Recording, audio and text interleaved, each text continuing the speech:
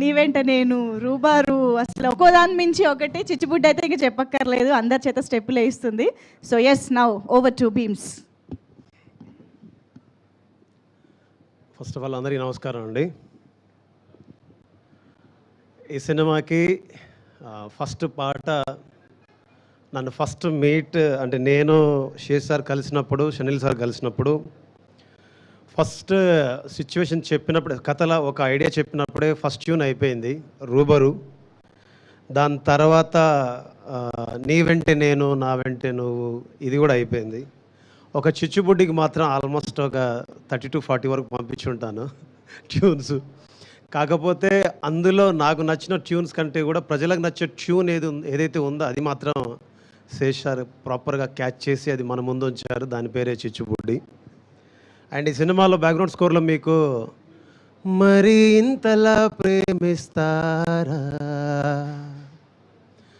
మరి ఇంతలా ప్రేమిస్తారా, మరి ఇంతగా వేధిస్తారా, మరి ఇంతలా ప్రేమిస్తారా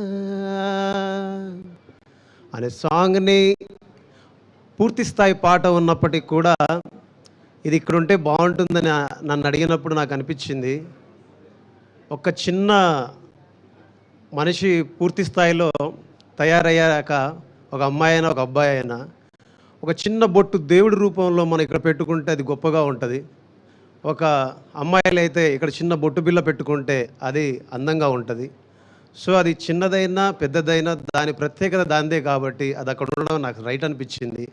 అందుకే అది దాన్ని సినిమాలో పెట్టినప్పుడు, సినిమా థియేటర్లో చూసుకున్నప్పుడు గర్వంగా ఫీల్ అవ్వడం చాలా సంతోషంగా అనిపించింది. ఇకపోతే షనిల్ డియో సార్ డైరెక్టర్ గారు షనిల్ డియో సార్, మిమ్మల్ని కలిసాక, మీతో మాట్లాడాక, మిమ్మల్ని కలుస్తూ ఉన్నప్పుడు, మీతో డిస్కషన్స్ చేస్తూ ఉన్నప్పుడు, పాటల విషయంలో కావచ్చు, పర్సనల్ విషయాల్లో కావచ్చు, నాకు అనిపించింది ఏంటంటే మిమ్మల్ని చూసినప్పుడు మీరు ఎంత శాంతంగా ఉన్నారో మీ మాటల్లో కూడా అంతే ప్రశాంతత ఉంటుంది. నిజం చెప్పాలంటే పోలిక నాకు తెలిసి గొప్పదని నేను ఫీల్ అవుతున్నాను. ఒక మదర్ తెరీసా కనుక నిజంగా బతికుంటే, మీ రూపంలో ఒకవేళ జీవించి ఉంటే కనుక అంత గొప్ప మనసుని, అంటే ప్రపంచంలో కరువు లేనిది ప్రేమ ఒక్కటే అని చెప్పిన గొప్ప మనిషి మదర్ తెరీసా గారు. అందుకే నేను అంటున్నాను, ప్రపంచంలో కరువు లేనిది ఒక్కటే, ప్రేమ ఒక్కటే. అలాంటి ప్రేమని ఇవ్వగల మనసున్న గొప్ప వ్యక్తి Shanil sir. And thank you so much. వీలుంటే చెప్పండి, మీతో కలిసి నెక్స్ట్ ప్రాజెక్ట్ చేయాలనిపిస్తుంది, నాకు చేయాలనే కోరిక ఉంది నాకు. ఇకపోతే రెండోది,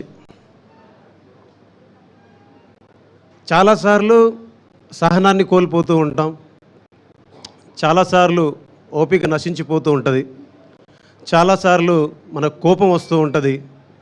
ఎందుకు ఈ పని, ఎందుకు ఇదంతా అని ఒక తెలియని నిరాసక్తత, నిరాశ మన దగ్గరికి వస్తూ ఉంటాయి.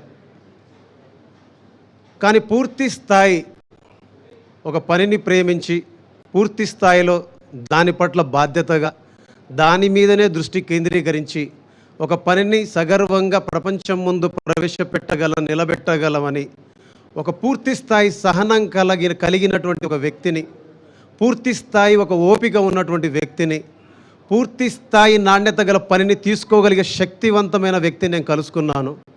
ఆ వ్యక్తి పేరు అడవి శేష్ సార్.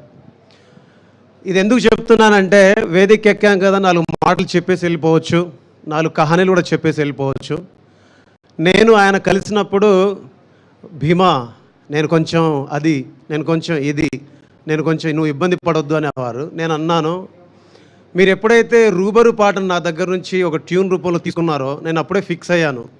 ఓకే, నేను ఏ ఉద్దేశంతో అయితే చాలాసార్లు ఇలాంటి పాటలు చేయాలని కోరుకున్నాను, ప్రజల ముందు తీసుకెళ్లాలనుకున్నాను, అలాంటి ఒక సినిమా నాకు దొరికిందని నేను ఆశపడ్డాను.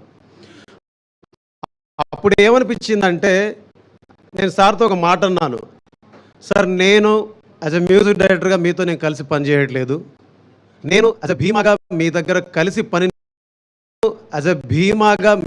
కలిసి పని నేర్చుకుంటున్నాను. అది నాకు చెప్పడానికి ఈ పూట కూడా నేను గర్వంగా ఫీల్ అవుతున్నాను. బికాస్ ఒక కొత్త తరహా ఆలోచనని ప్రపంచం ముందుకు తీసుకెళ్లాలంటే కొత్త తరహా మనస్తత్వం కలిగిన వ్యక్తులతో సహవాసం చేస్తేనే సాధ్యమవుతుంది. అందుకే ఇప్పటిదాకా మన తెలుగు పరిశ్రమలో చాలా చూసాం మనం, బట్ ఇప్పటిదాకా అపజయం ఎరుగని ఒక హీరోని మన అడవిశేష్ సార్ రూపంలో చూస్తున్నాం. అపజయం అంటూ ఎరుగని ఒక వ్యక్తిత్వాన్ని ఆయన రూపంలో మనం చూస్తూ ఉన్నాం.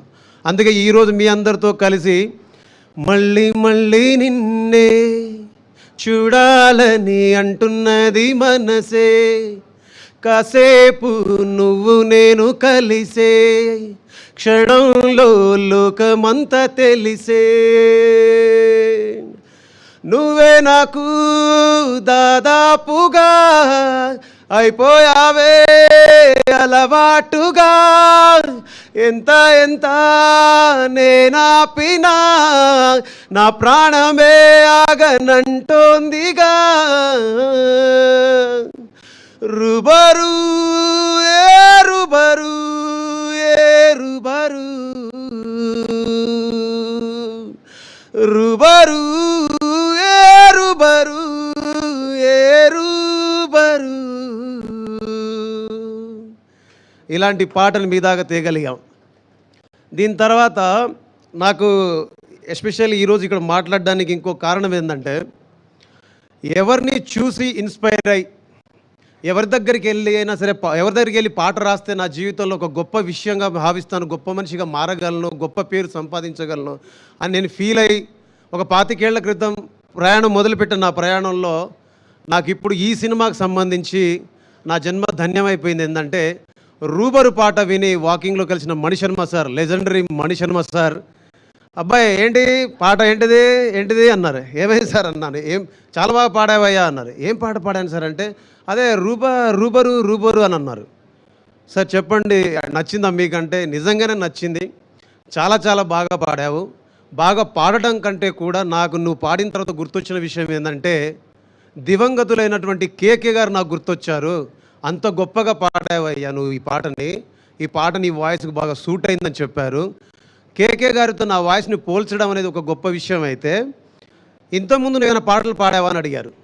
ఇంతకుముందు నేను ఎన్నో పాటలు పాడాను, అన్ని బ్లాక్ బస్టర్స్. నేను పాడిన ఎవ్రీ సాంగ్ బ్లాక్ బస్టరే, హ్యూజ్ బ్లాక్ బస్టర్స్ అనమాట.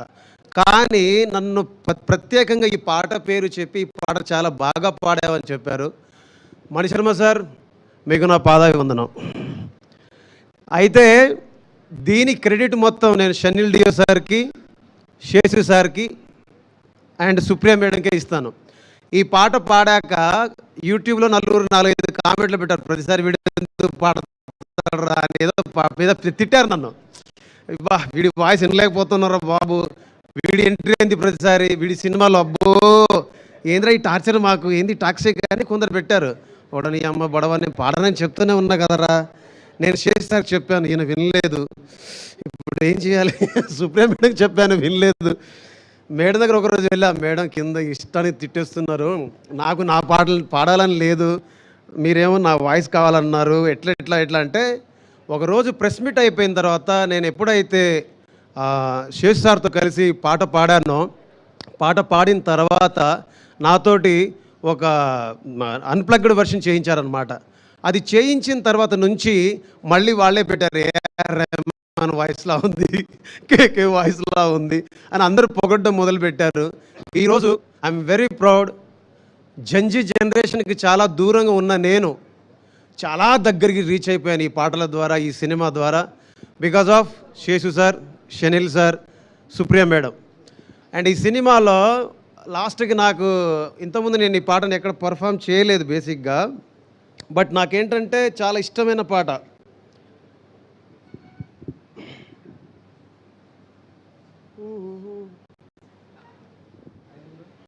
శుభ్రంగా సార్ మీరు పాడతారంటే మాకు అంటకంది అంటే మనం టైం తీసుకోవద్దు.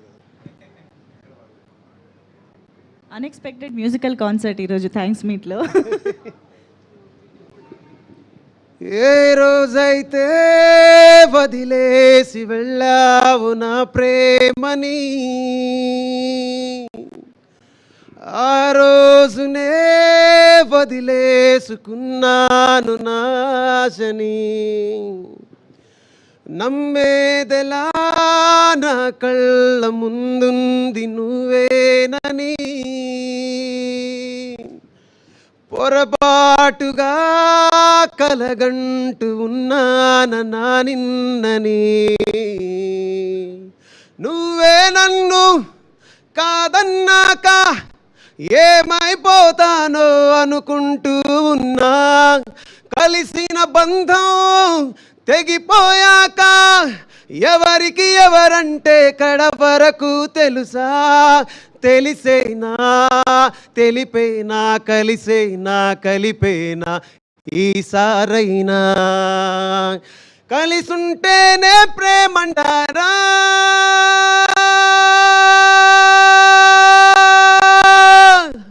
నిజమంటేనే కల అంటారా,